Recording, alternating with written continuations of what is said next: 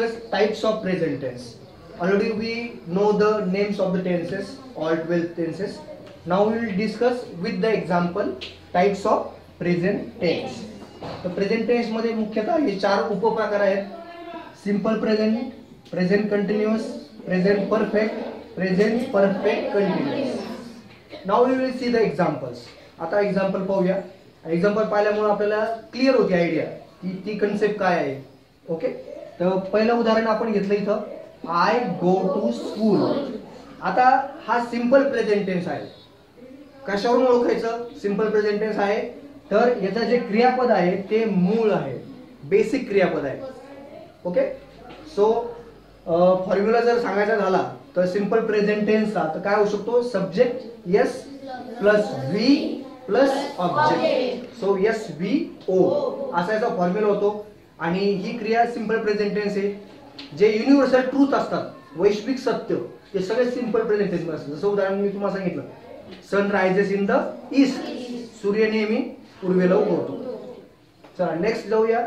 टेन्सचं नाव आहे present continuous. Continuous याचा अर्थच ती क्रिया चालू आहे. ओके, तर सेंटेन्स याचंच रूपांतर केलं आपण. इथे हेल्पिंग व्हर्बची गरज असते. आय एम, आय असल्यामुळे एम आला. ओके, आणि क्रियापदाचं जे मूळ रूप आहे कंटिन्युअस टेन्स असल्यामुळे त्या मूळ रूपाला आयएनजी लागला. म्हणून ते वाक्य झालं, I am going to school. So the process is continuous. Okay, so the name of the tense present continuous. Next tense, the name of the tense is present perfect. Perfect नाव आहे, याचा अर्थ process has been completed. Okay, क्रिया पूर्ण झालेली आहे. So we also need a helping verb.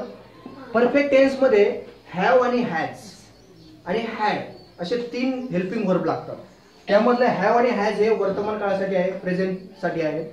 तर I असल्यामुळे आपण हॅव घेतला. क्रियापदात बदल काय करायचा आहे?